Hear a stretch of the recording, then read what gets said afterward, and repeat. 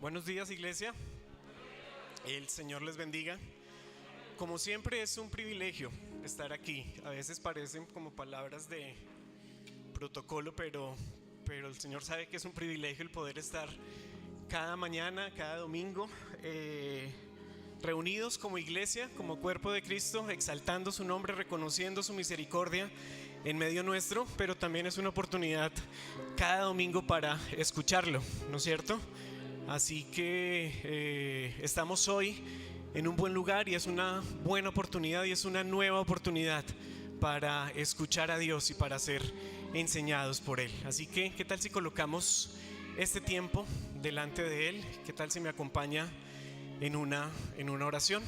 Amado Dios, te bendecimos, Padre Santo, te damos muchas gracias, Señor, porque tú eres bueno, Padre, porque hoy estrenamos de tu misericordia, porque hoy es una nueva oportunidad, Dios, para poder reconocer tu amor, tu misericordia, Señor, en medio nuestro, para reconocer tu provisión en medio nuestro, Señor, para reconocer tu cuidado, Señor, en medio nuestro. Padre Santo, pero también es una buena oportunidad para ser enseñados por ti, Padre Santo, para enfrentarnos a tu palabra, para que ella nos enseñe, Señor, que tú seas hablándonos, Señor, a cada uno, Padre.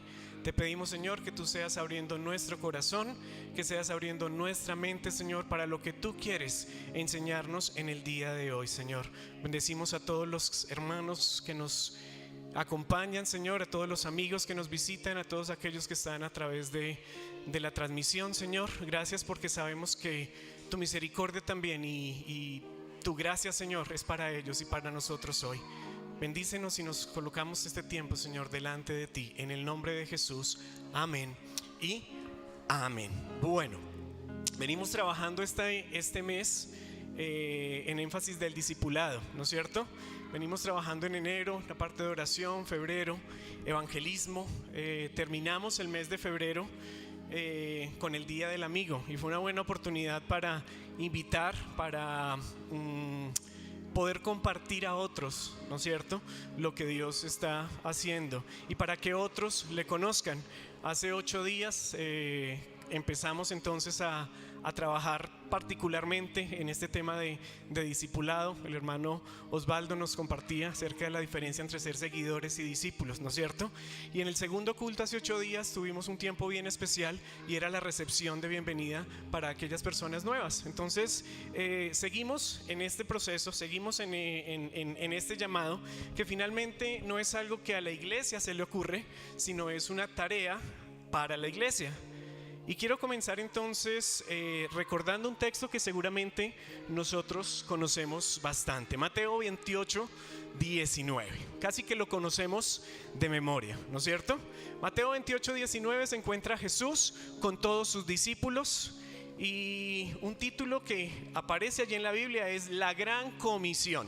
Entonces Jesús está dando una indicación, está dando una tarea, si se quiere, a sus discípulos. Y versículo 18 dice: se acercó Jesús y les dijo: toda potestad me es dada en el cielo y en la tierra. Por tanto, id y haced discípulos a todas las naciones, bautizándolos en el nombre del Padre y del Hijo y del Espíritu Santo. ¿A quién está hablando Jesús allí? A sus discípulos, ¿no es cierto? Entonces no está hablando a unas personas desconocidas, está hablando a sus discípulos, hombres y mujeres que habían pasado casi 3 años caminando con él, aprendiendo a ser discípulos. Y a inicio de año hablamos un poquito de eso, ¿no? La diferencia entre ser y hacer discípulos. Si yo soy discípulo, la consecuencia lógica es que yo haga discípulos. Pensémoslo así: ¿qué hace un panadero? Pan. ¿Qué hace un constructor? Construye. ¿Qué hace un maestro? Enseña. ¿Qué hace un discípulo? Discipula. Es la consecuencia lógica. Y ahora, como ellos ya entienden que son discípulos, ahora Jesús les dice: por tanto, vayan y hagan discípulos. Ustedes ya son discípulos. Su tarea ahora es no quedarse ahí chévere como discípulos y sacar pecho de que son discípulos. No, vayan y hagan discípulos.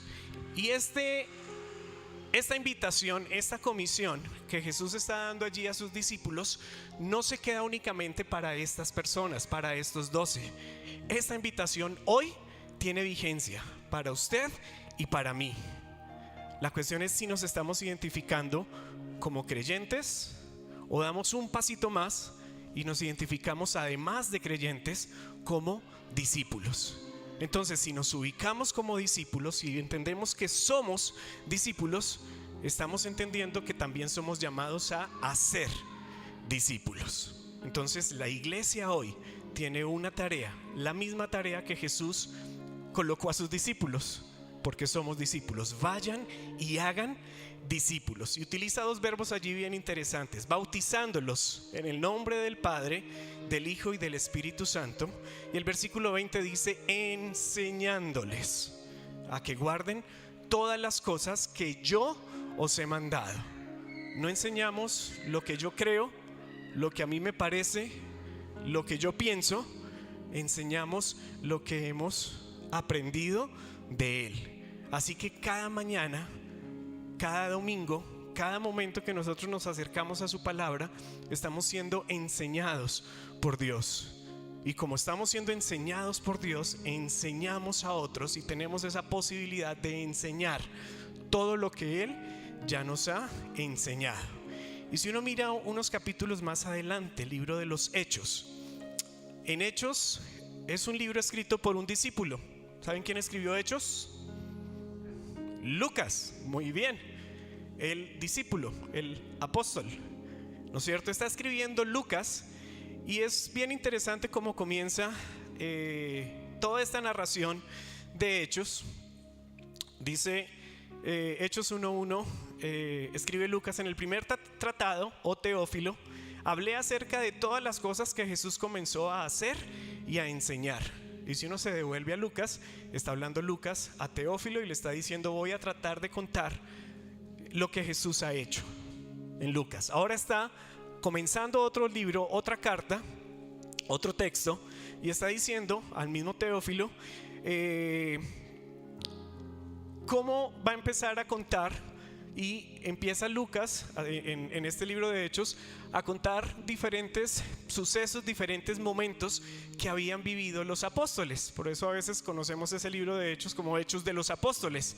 Y nos habla de Pedro, de Juan, de los otros discípulos, nos habla de Pablo. Y es bien interesante poder leer y poder estudiar a fondo este libro de los Hechos, porque nos deja ver cómo fue el proceso de esos discípulos. Cómo es que esos discípulos estaban cumpliendo la tarea de Mateo 28:19. Cómo esos discípulos estaban haciendo más discípulos. Y no más en los primeros versículos o en los primeros capítulos nos deja ver cómo Pedro está hablando y compartiendo acerca o enseñando lo que ya había recibido. Y habla de 3,000 personas que creen a su palabra.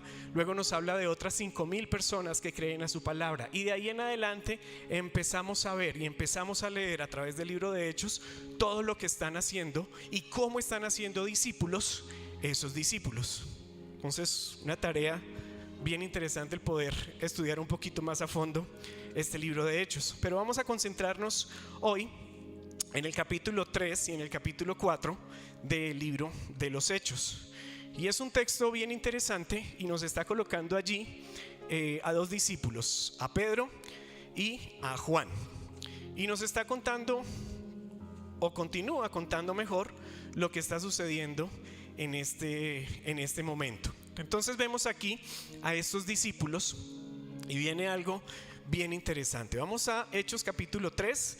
Bueno, vamos a leer desde el 46, el capítulo 2, 46. Dice: y perseveraban unánimes cada día en el templo, y partiendo el pan en las casas, comían juntos con alegría y sencillez de corazón. Está hablando cómo era la vida de los primeros cristianos.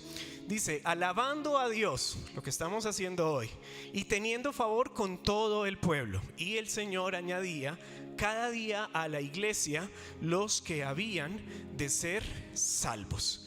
Y bien interesante allí, quiero detenerme un momentico, porque versículo 46 y versículo 47 habla de dos palabras que parecieran ser iguales, pero que no lo son.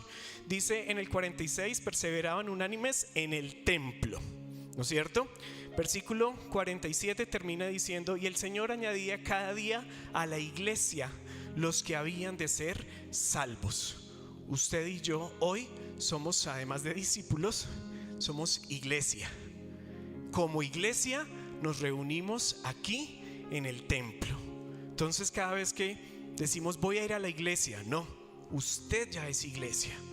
Voy a ir al templo, vamos a ir al templo para encontrarnos con otros creyentes, para ser iglesia.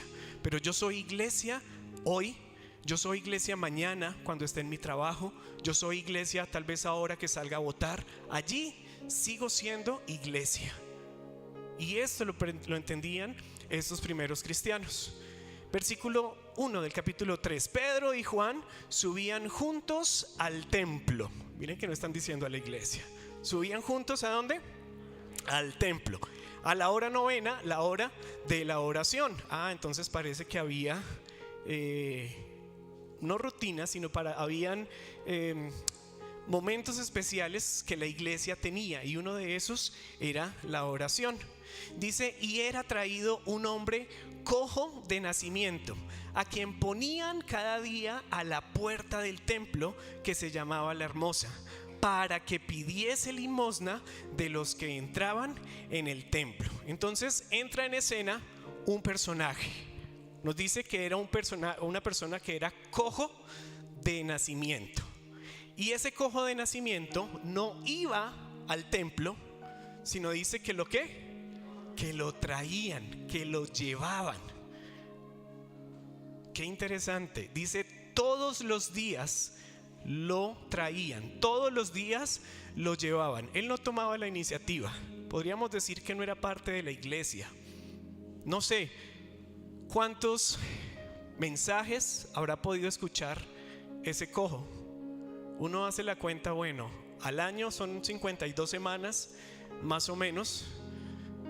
¿Cuántos años podría tener este cojo? Dice la Biblia más adelante en Hechos, gracias hermana,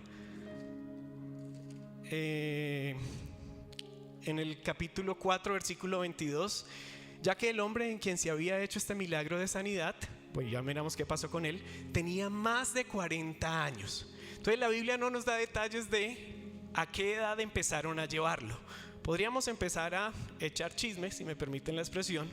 Podríamos decir, no, calculémosle por ahí que a los 15 años o a los 20, ¿no es cierto? Entonces si son 15 años, serían más o menos, ¿qué? ¿Cuántos años asistiendo al templo? 25. Si fue a los 20, bueno, llevaría 20 años. Ahora multiplique esos 20 años por las 52 semanas que tiene cada año. ¿Cuánto les da eso? Algún matemático que nos ayude. Esos son más o menos 1040 mensajes, 1040 momentos de estar en el templo, ¿no es cierto? Y uno decía, no, este hombre ha escuchado y ha estado en el templo más que muchos de nosotros. Pero aún así, él no era parte o no era iglesia. Era alguien que sencillamente ni siquiera iba, lo llevaban, ¿no es cierto? Y nos dice la Biblia, ¿para qué? Versículo 2: para que pidiese limosna a los que entraban en el templo. Entonces como que estaba desconectado, ¿no es cierto? Tenía seguramente la posibilidad más grande de su vida, pero sencillamente, uno, lo llevaban, no tomaba la iniciativa, y dos, iba a una cosa completamente diferente a lo que esperaría uno, ¿no es cierto? A pedir limosna. ¿Qué podría pasar por la cabeza de este personaje todos los días? No voy a ir, me van a llevar. Y no voy a ir a escuchar hablar o a conocer a Dios, o a conocer y a escuchar hablar de Jesús. Voy a pedir limosna. Y un ejercicio todos los días, así durante no sé cuánto tiempo. Pero un día especial sucede. Dice, hablando del cojo, cuando vio a Pedro y a Juan que iban a entrar en el templo, les rogaba, que le diesen limosna. Pedro con Juan, fijando en él los ojos, le dijo, míranos. Dijo, uy, aquí llegaron otros que nos van a dar, o llegaron un par que nos va a ir bien con este. Y además le dicen, míranos. Bueno, y miren lo que continúa diciendo. Entonces él les estuvo atento, esperando recibir algo de ellos. Esperando recibir algo de ellos. O sea que parece que sí tenían algo que dar. Y miren lo que dice Pedro en versículo 6. Pedro dijo: no tengo plata ni oro, pero lo que tengo te doy. En el nombre de Jesucristo de Nazaret, levántate y anda. 2 discípulos de Jesús. Y parece que estaban comenzando una vez más. Ya lo habían hecho ante 3,000 personas, ante 5,000. Ahora nos está dejando ver la escena a uno solo. Y a ese solo le está diciendo: no tengo oro, no tengo plata. Un poquito en contra a veces de esa teoría de la prosperidad, ¿no es cierto? No tengo plata, no tengo oro, pero de lo que tenemos te doy. ¿Qué tenían ellos como discípulos? ¿Qué conocían como discípulos? ¿Qué habían aprendido? ¿De quién habían aprendido? Entonces parece que estos 2 discípulos estaban en ese papel, en ese mandato de Mateo 28:19, haciendo discípulos. De lo que tenemos te doy. Y le dice: en el nombre de Jesucristo de Nazaret, levántate y anda. Versículo 7. Y tomándole por la mano derecha le levantó, y al momento se le afirmaron los pies y tobillos. Y saltando se puso en pie y anduvo y entró con ellos en el templo, andando y saltando y alabando a Dios. Versículo 9. Y todo el pueblo le vio andar y alabar a Dios, y le reconocían que él era el que se sentaba a pedir limosna a la puerta del templo, la hermosa. Y se llenaron de asombro y espanto por lo que había sucedido. Qué increíble relato. Y uno dice: ¿por qué Lucas se toma el tiempo de darnos con tanto detalle esta escena, esto que está sucediendo ahí? Cuando llega Pedro y Juan, ¿qué pidió este cojo? ¿Qué les pidió? Limosna. ¿Qué recibió? Sanidad. Pero hay algo más. ¿Qué necesitaba? ¿Necesitaría ser sano? Bueno, sí, pero antes de ser sano necesitaba convertirse en un creyente, en un discípulo. ¿Recuerdan ustedes cuando Jesús bajan a un paralítico por el techo? ¿Qué recibió este paralítico? Sanidad. ¿Pero qué necesitaba? Ser salvo también, conocer a Jesús. Y parece entonces que Pedro y Juan tienen claro esto. Sí, hay unas necesidades que como hijos de Dios podríamos tener, pero no hay una necesidad más grande y una mayor necesidad que cada uno necesitamos de un Salvador. Y ese Salvador ya lo conocemos a través de la persona de Jesucristo. Y eso que conocemos como discípulos, estamos en ese privilegio de poder compartir a otro. Y además de eso, si queremos mirar qué retos tenemos nosotros como discípulos, bueno, es encontrar esta verdad, la segunda que aparece ahí. Discipular implica invertir en otros, invertir de nuestro tiempo, invertir de nuestros recursos, invertir, de nuestra relación hacia los demás. Si uno mira versículos adelante, vemos cómo Pedro y Juan no sanaron a este cojo y se acabó y salieron de la escena, sino que vemos que hubo un proceso de acompañamiento. Ahí sí, el cojo necesitaba quien caminara con él, y ahí estaba Pedro y ahí estaba Juan.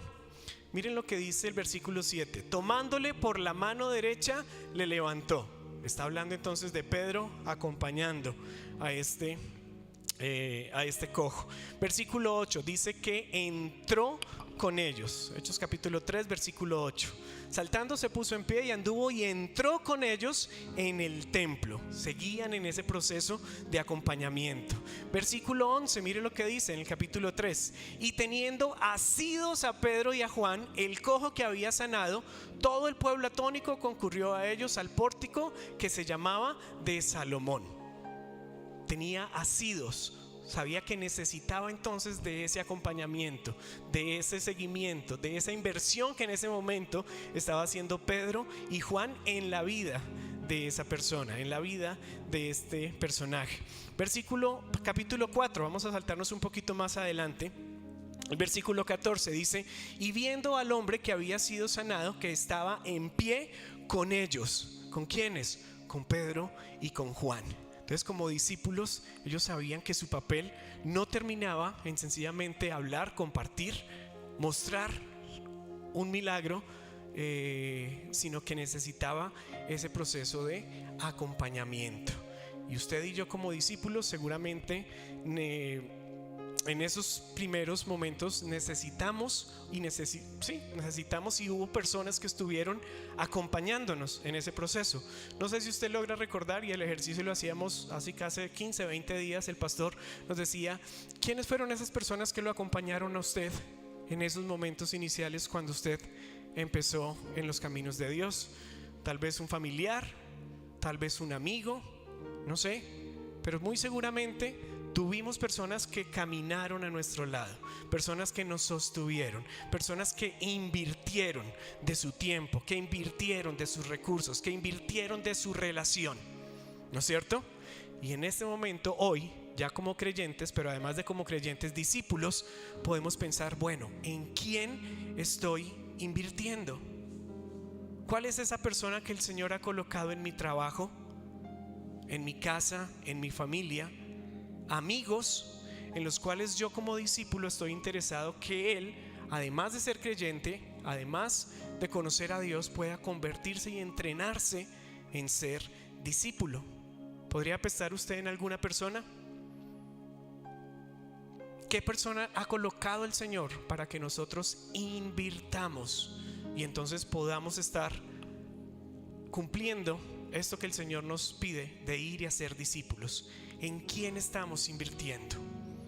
Y si no lo tiene, Señor, es una buena oportunidad para decirle: muéstrame a quién, en quién puedo invertir mi tiempo, en quién puedo invertir mis recursos, en quién puedo invertir mi relación, para que también te conozcan. Y eso es ser iglesia. Cuando yo hablo de iglesia, estoy hablando de un lugar, un espacio, un grupo de creyentes que son entrenados en hacer discípulos, y estamos en ese proceso de entrenamiento. ¿En quién podemos invertir hoy nuestro tiempo? ¿Quién ha colocado Dios en medio de nosotros para poder invertir? Uno mira entonces cómo la vida de estos primeros cristianos se basaba en eso, y parece que entendían este principio de ser discípulos. En el capítulo 4, ahora, cuando uno mira lo que está hablando allí Pedro y lo que está hablando Juan, uno continúa el relato y empiezan a levantarse. Uno creería, no, pues debe estar la gente en el templo, en la iglesia, contenta de ver lo que está haciendo Pedro, contenta de lo que está haciendo Juan, ver a este cojo. Pero uno mira a líderes religiosos que están diciendo: Pedro, ¿ustedes qué están haciendo? ¿Por qué están haciendo esto? ¿En nombre de quién? Y uno dice, bueno, algo como que no han entendido. Y puede que estén en la iglesia, pero parece que no son creyentes porque no han entendido. Y uno mira más adelante, dice que los amenazaban para que no predicasen en el nombre de Jesús.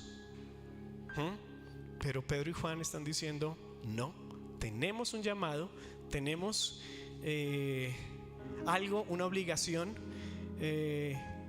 Y dice en el versículo 20, capítulo 4: porque no podemos dejar de decir lo que hemos visto y oído. Y mire lo que pasa, versículo 21: entonces les amenazaron y les soltaron, no hallando ningún modo de castigarles por causa del pueblo, porque todos glorificaban a Dios por lo que se había hecho, ya que el hombre en quien se había hecho este milagro de sanidad tenía más de 40 años. Entonces, en este proceso de acompañamiento, en este proceso de hacer discípulos, Pedro y Juan están cumpliendo con esa labor.